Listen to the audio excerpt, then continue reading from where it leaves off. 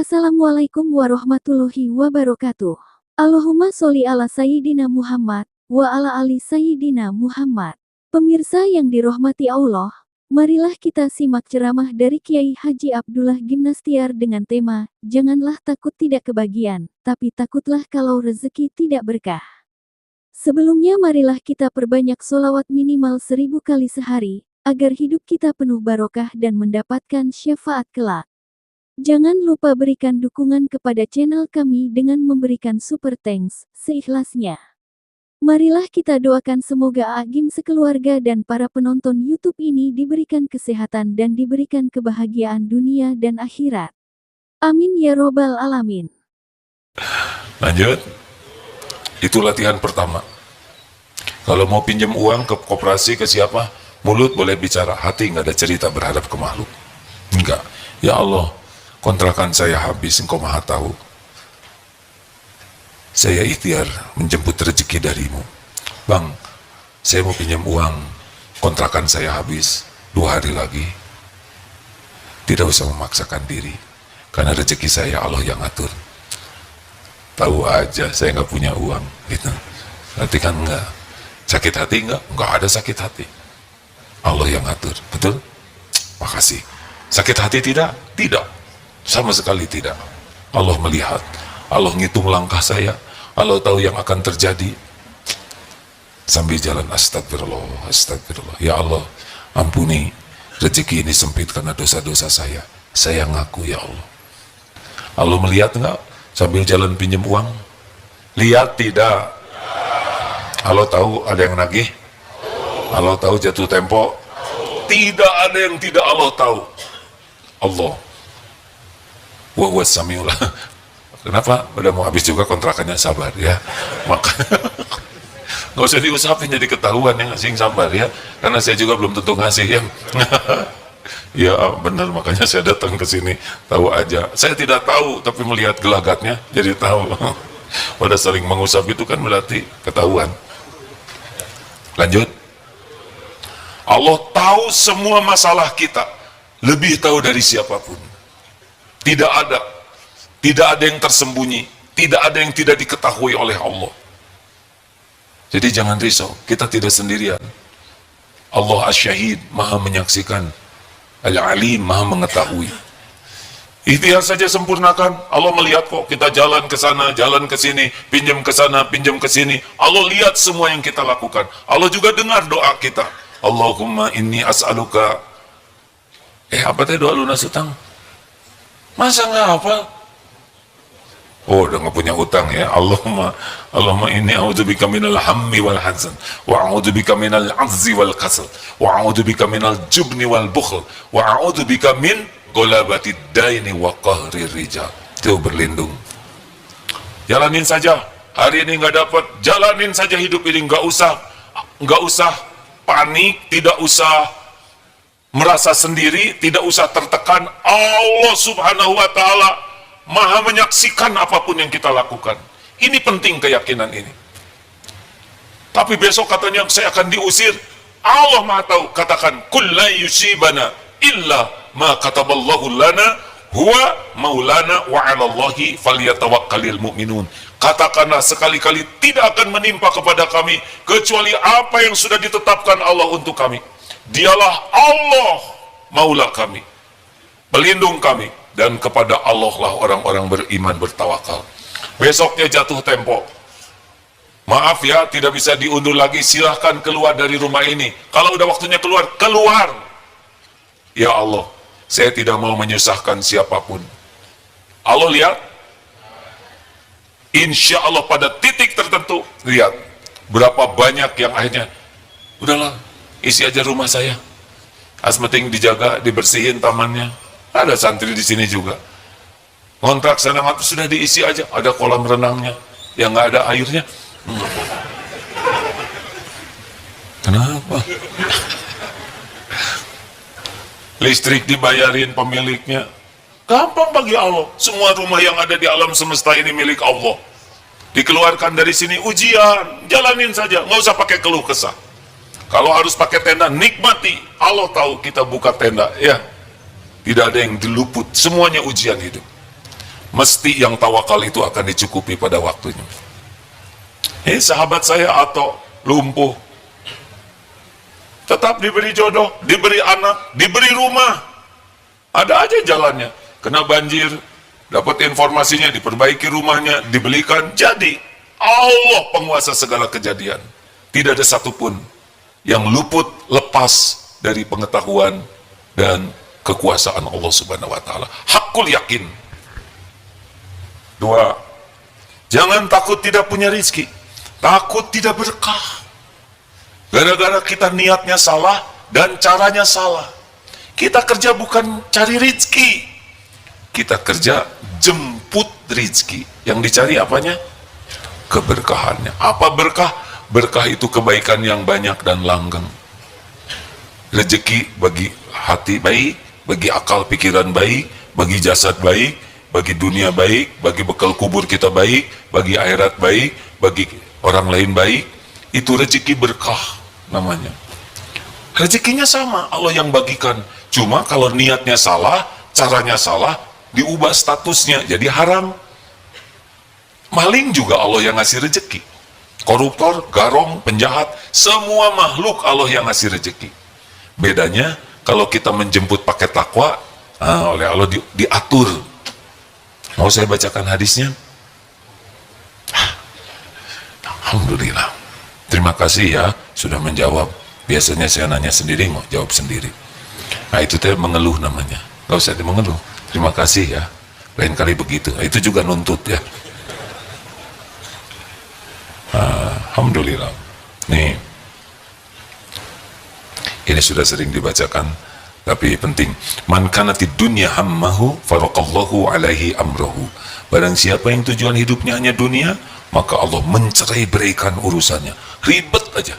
Pokoknya hari-hari itu ribet. Rezekinya tetap rezeki dia, tapi pakai ribet ketemunya. Yang bertengkar lah, sikut-sikutan lah, musuh-musuhan lah, dendam, sakit hati, ribet sampai nggak sempat menikmati karena habis oleh ribetnya ini. Yang kedua, waja'ala faqrahu baina ainai. Allah menjadikan di pelupuk matanya tuh takut miskin. Jadi walaupun udah banyak, gak mau bayar zakat, tidak mau sedekah, dikumpul-kumpul saja. Karena dia takut berkurang rezekinya. Dan yang ketiga, walam ya'ti minad dunya illa ma kutiba lahu. Dan tidaklah dia mendapatkan dunia kecuali emang udah rezeki dia, tapi pakai ribet, pakai stres, pakai bertengkar, pakai berkelahi, nggak menikmati. Plus dia tidak mau bayar zakatnya, dia pelit, koret, kedekut, buntut kasir. Jadi dia hina, dia nggak menikmati juga. Orang bakil itu kan tidak menikmati. Nah satu lagi, waman kanatil akhiratu niyatahu. Dan barang siapa yang memang niatnya, aktivitasnya untuk akhirat, nih dengar, jama'allahu lahu amrohu, Allah akan menghimpun urusannya, dimudahkan. Perlu ini didatangkan, ini kita perlu ahli teknologi, ada teman jagoan teknologi. Kita perlu nih orang keuangan, dia mau gabung, diatur oleh Allah tuh, jadi kayak puzzle gitu. Nanti lihat sendiri. Perlu modal, ada yang ngasih modal. Perlu kios, ada yang ini kios saya ini udah nggak kepake, pakai aja. Perlu pembeli, datang pembeli itu, setiap pembeli itu makhluk Allah. Allah yang menggerakkan. Makanya nggak usah licik-licikan, tidak perlu. Tidak usah sumpah palsu, mau apa? Tidak usah pakai bohong. Lempeng-lempeng saja. Karena yang ngatur siapa yang datang, siapa yang mau beli, Allah. Nggak usah pakai licik-licikan, nggak usah pakai promosi yang dusta. Mau apa? Itu hanya ngerusak status rezeki kita. Banyak saingan, biarin saingan, kita juga hamba Allah. Tetap saja kita dan dia, Allah yang ngasih. Tapi dia pas sekali di sebelah saya, nggak ketuker. Masa ketuker-tuker? Ini mau doa ya, kamu sebelah sana ya. Kenapa Pak? Saya mau doa jodoh tahu. Isi nanti ke kamu. Gak mungkin. Yang satu minta jodoh, yang satu minta kambing. Karena mau idul kurban. Nah, jadi kambing, gak mungkin. Ada yang ketuker. Kita jalan-jalan sama kambing misalkan ya. Lihat rumput, pasti yang ngiler itu kambing. Kita ngiler lihat kambingnya, ya. Gak akan ketuker. Jadi kita ngiler lihat rumput, kambing ngiler lihat kita. Enggak lah, tenang aja hadirin. Halo? Mungkin gitu ketukar? Mungkin gitu? Enggak mungkin, enggak ada. Enggak ada yang ketukar. Kalau Allah mau ngasih, ketemu ya ketemu. Kalau Allah nggak ngasih, ya nggak ketemu. Kalau Allah mau melapangkan, ya lapang. Kalau Allah menyempitkan, ya sempit. Suka-suka Allah aja. Dan bagi kita, sama. Makanya lanjutkan ya. Oh, udah habis waktunya belum? Bagus. Ini lembut suaranya. Karena ada yang belum, baru juga mulai. Itu akhlak ya. Inna rabbaka yabsutu rizqa liman yasha wa yaqdir. Sesungguhnya Rabbmu yang melapangkan rezeki kepada siapa yang dia kehendaki dan menyempitkannya. Jadi, dengar rekan-rekan, rezeki itu benar-benar sesuka Allah. Dibuka, dilapangkan, dimudahkan, dibuat sulit, dikasih, diambil. Bukan masalah pinter. Yang bodoh mungkin gak kaya. Ya udah, saya jawab sendiri, mungkin Kasep. Mungkinkah orang malas kaya? Nggak ikhlas jawabannya. Mungkin atuh, sesuka Allah aja. Berapa banyak? Jadi kalau orang kaya itu hasil kerja keras? Enggak juga. Banyak orang yang kerja keras nggak kaya-kaya, betul tidak? Semuanya kekayaan itu sepenuhnya ujian. Baik disempitkan, dilapangkan, dimudahkan, dipersulit, sedikit banyak semua sama, adalah ujian. Apakah banyak uang tanda sukses? Tanda ujiannya berat. Kita iri lihat orang kaya, itu rumahnya bagus, itu mobilnya keren. Tahu tidak di akhirat bisa ngejengkang itu orang gara-gara rumah itu. Kita pengen, padahal yang punya itu juga menderita karena cicilannya belum lunas. Di dunia nelangsa, di akhirat bisa celaka. Makanya dah, tenang saja, ya. Shh. Lanjut. Yang lurus-lurus saja. Mam, tenang aja. Gimana saya dagang terus bangkrut, ya udah jalanin aja. Kalau ada umur hidup kok. Berapa banyak yang bangkrut masih hidup, ya kan? Ini juga udah nyobain. Oh ya, apa? Waktu zaman itu kan, zaman apa? Zaman heboh. Oh, luar biasa. Diambil oleh Allah, tapi diambilnya dengan cara yang baik, diwakafkan, perusahaan bertumbangan, enggak kurang tuh.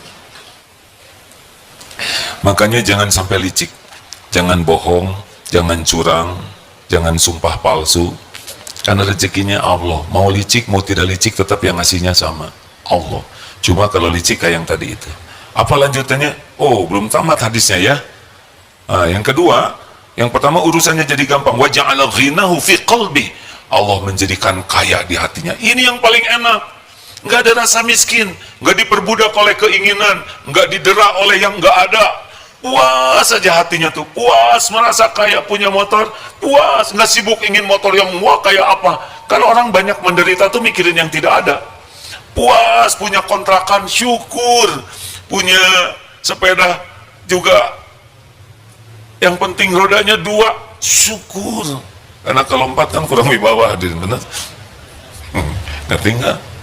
Mau naik sepeda roda 4, malu kan? Udah aki-aki. Lanjut. Syukur gina fi qalbi. Kaya di sini. Nggak capek dengan yang tidak ada, yang belum ada. Puas saja hatinya tuh. Dan ini yang paling penting. Yang terakhir adalah wa atathu dunya wa hiya raghimah. Dan dunia akan mendatanginya dalam keadaan hina. Jadi kalau orang lurus hidupnya tuh, dunia tuh melayani. Belum juga kita nyebut ingin apa, kan Allah udah tahu yang kita inginkan. Yang datang dia tanpa ribet, tanpa kotor hati, tanpa minta-minta, tanpa sikut-sikutan. Beneran Pak? Milih mending yang mana? Emang koruptor itu mau dibawa kemana itu duitnya kan? Itu kemarin yang ketangkep 51 kg emas, tahu kan? Coba mau nggak dia pakai kalung yang ininya 5 kilo, ya kan? Mau apa punya emas sebanyak itu?